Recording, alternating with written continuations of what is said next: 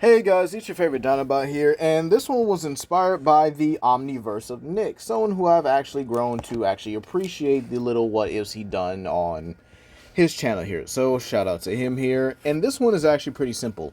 What if Jazz saved Arcee and Tailgate here? Now this actually will change the story of Transformers Prime here, and will definitely be one of the last Transformers Prime what ifs that I will be doing, okay? Because again, I've done what if Dreadwing turned good, what if Breakdown turned good, and I'm still planning that 4-part finale and stuff like that there for season 1, excuse me here.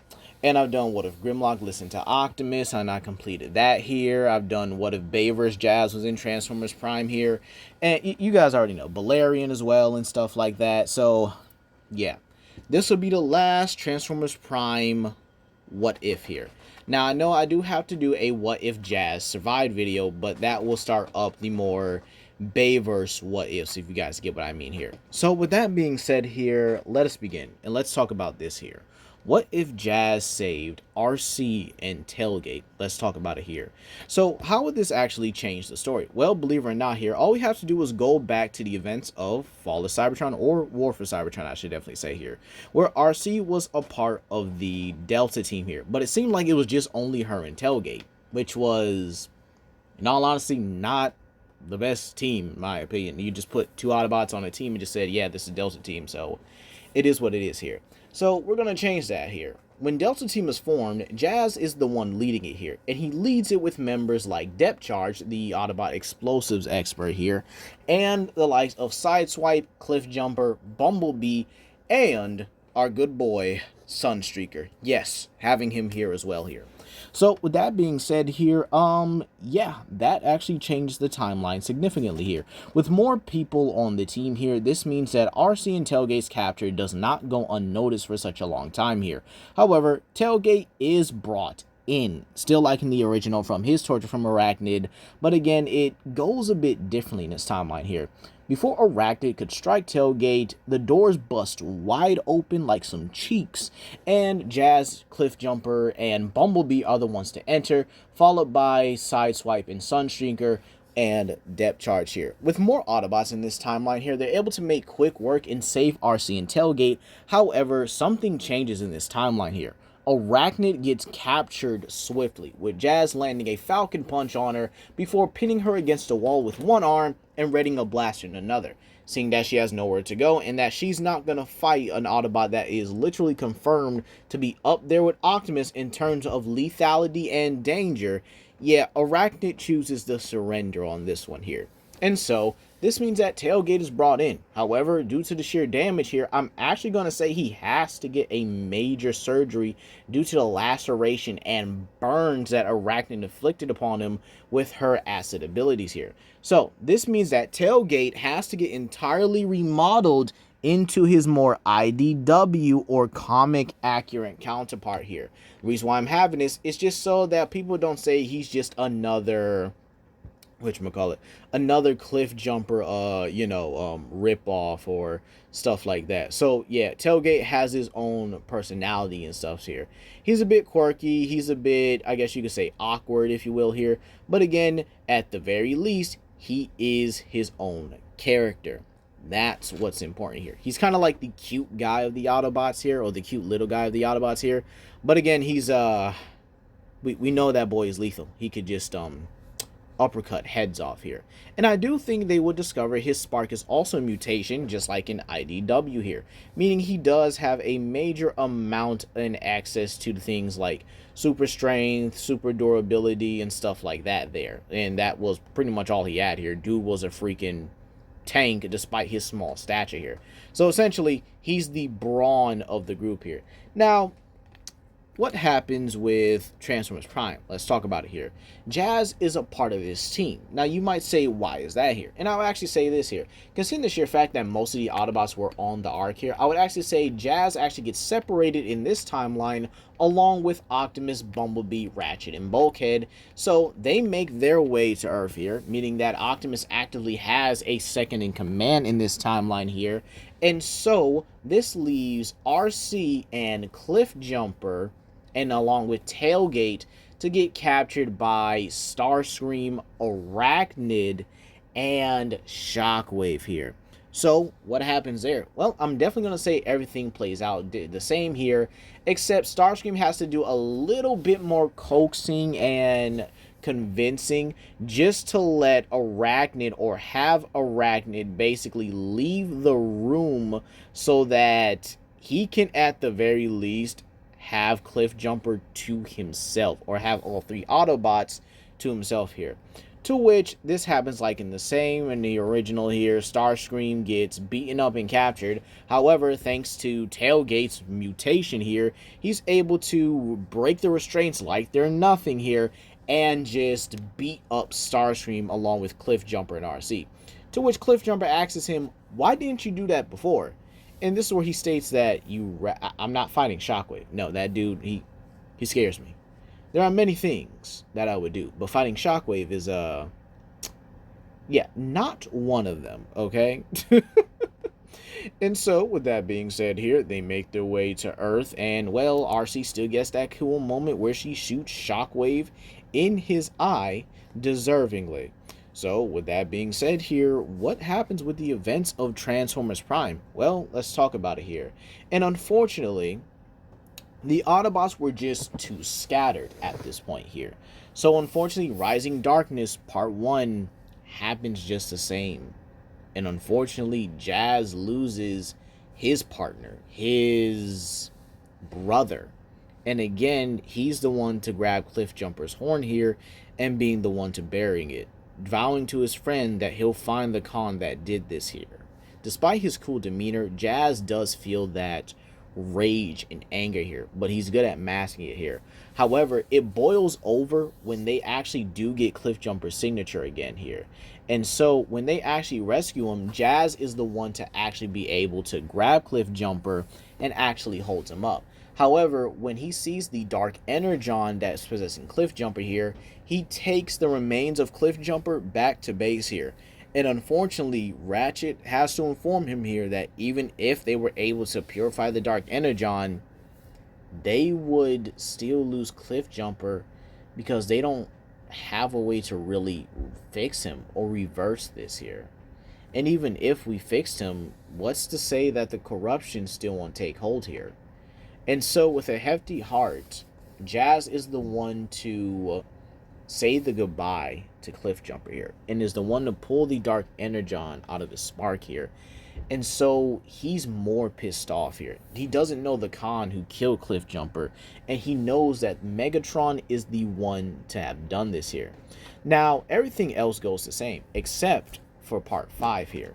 You see, the Autobots, when they confront Megatron on the space bridge here, Megatron battles not only with Optimus, but with Jazz. Oh, and before I forget here, yes, the Autobots get their humans companions here, with Jazz being the one to basically, you know, swoop in and save Sierra, kind of like in the similar one to my What If Babe vs. Jazz was in Transformers Prime here.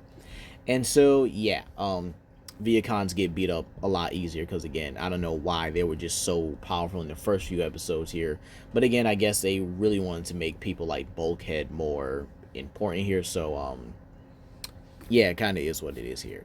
So with that being said, yeah, 4 humans instead of 1, but Tailgate's also here as well here.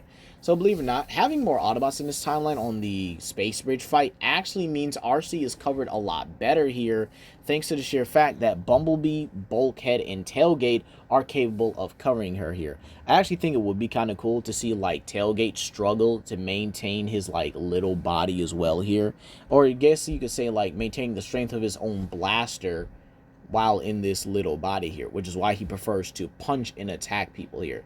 So, with Tailgate actually covering Arcee here, he is actually able, or Arcee is able to get the destabilizer, or basically reverse the fluctuation of the space bridge caused it to collapse on itself here. However, the fight with Optimus and Jazz plays out differently in this timeline here. Jazz is much more aggressive than Optimus here. And the sheer fact that he's known to like speed abuse his opponents like Bruticus here, he does the same to Megatron, even utilizing his grapple hook to trip him up here. And there are even moments in the fight where he overtakes Optimus in the fight here and begins to lay savagely into Megatron here, paying him back for what he did to Cliffjumper. But again, this is still Megatron, and so he does put up a fight, but the 2-on-1 begins to, well, devastate him here, and Jazz simply blasts his Megatron into the space bridge stream as the Terracon army comes through here. And so as the Autobots pretty much escape and are able to get away here, everything kind of happens the same here. And so Jazz feels a little bit of justice in a way, how he was able to avenge the literal perversion of Cliffjumper's body, but still not his death here. Now, a couple episodes do happen the same here, except Masters and Students actually has Bumblebee and Tailgate here rather than just Bumblebee and Optimus here. Optimus is still there, and Starscream still tries the whole, you know, I'm taking over bit here. But again, this is where we would also see, you know, Tailgate's super strength shine and the camaraderie, he has with Bumblebee. When they perform a fastball special on Skyquake in his jet mode, and Tailgate is actually able to one-tap and punch through Skyquake and rip out his cores here. And again, keep in mind, this took Bumblebee 2 hits here, and again, Tailgate is like brawn level in strength, so yeah, it's quite interesting here that this little guy just did this here. Now, again, Skyquake's dead, so unfortunate, right? The next episode we have is Scrap Heap, and well, that plays out the same. Except with having 4 humans, this becomes a lot easier here. As for the ones who go to the Arctic, Optimus, Arcee, and Jazz are the ones to go to the Arctic, and we see a comedic moment of Tailgate running around and frantically screaming here.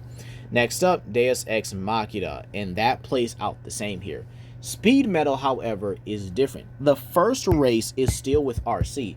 However, wanting to impress Sierra, or at least kinda here, he begs Jazz to use him in the race here. To which Sierra pleads to her Autobot companion as well to please let Jack, you know, win this race here. And, you know, they do talk about Vance and how much he's a bully here.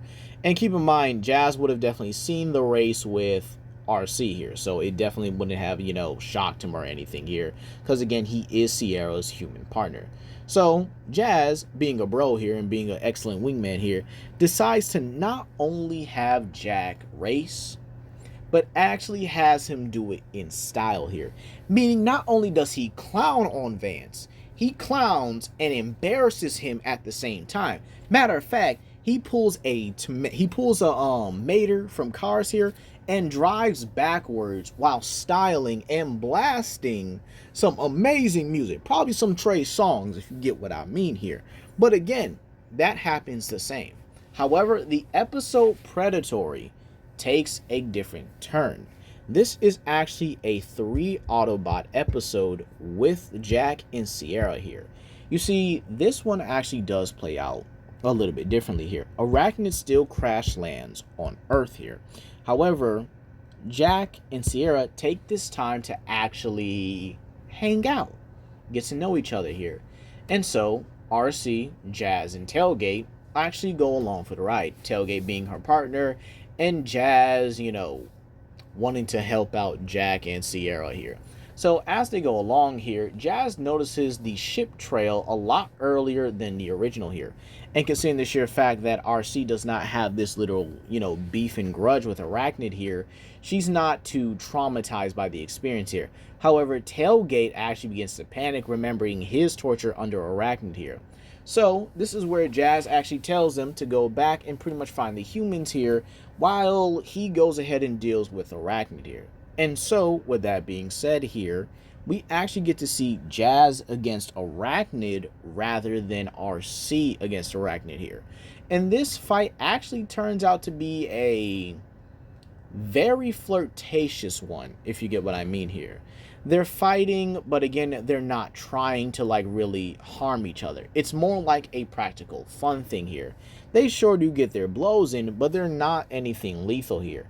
And so the fight pretty much ends with pretty much Jazz pinning Arachnid down with one arm on the ground and her laughing about it here. And again, this does go into their more playful demeanor here. To which Jazz says, you know, his offer still stands. To which Arachnid says, sorry, but again, a girl does like to have her own things to do. To which Jazz simply rolls his eyes and says, yeah, I guess so. However, this is where when the conversation takes a different turn here. They both begin to kind of just walk off together and begin talking. To which Arachnid says, I heard on the Decepticon radio on what happened to Cliffjumper. I'm sorry. To which Jazz says, yeah, he knows. But he does want to know, does she know any Decepticon that would have done it? To which Arachnid begins to put some things together here and, well, says that, well, Megatron could have done it. To which this is where Jazz says, yeah, but Cliffjumper died way before Megatron could have here. To which Arachnid and him put 2 and 2 together and they come up with 4. Or Starscream, you guys get what I mean here. And so this is where Jazz simply clenches his fist and says the next time he sees Starscream, he's going to tear his head off. However, we still got to get through a couple episodes before that happens. This episode ends off on a good note with Arachnid soon going about her way. And this is where Jazz pretty much says that you better not harm any humans while we're on Earth. To which Arachnid rolls her eyes and just kind of keeps on going for now here. And so Arachnid is seemingly dealt with, as Jazz simply states here. Now the episode Sick Mind, Out of His Head, and Shadow Zone do take, a similar turn here. However, when Jazz sees Starscream trying to resurrect Skyquake here, he straight up goes for him and just straight up, I would actually say, starts beating the mess out of Starscream here in like a bloodlusted rage here. So basically when Starscream goes for that whole, you can't harm me when Dark Energon, runs through my veins here, Optimus still shoots his arm, but Jazz pounces on him in that moment and begins to just straight up savagely decimate Starscream and is about to kill him until Optimus is the one to restrain him here, wondering what the heck has gotten into one of his own lieutenants. To which Jazz begins to explain that he's the one that killed Cliffjumper. It's literally the most obvious answer here. No other Decepticon would have been here able to do this here. To which this is where Tailgate looks at Starscream and says, is that true? To which Starscream simply laughs and says, yeah, that was him here. And so Optimus has to reinforce his grip here because, again, Jazz is a pretty formidable and a pretty strong Autobot close to his level here.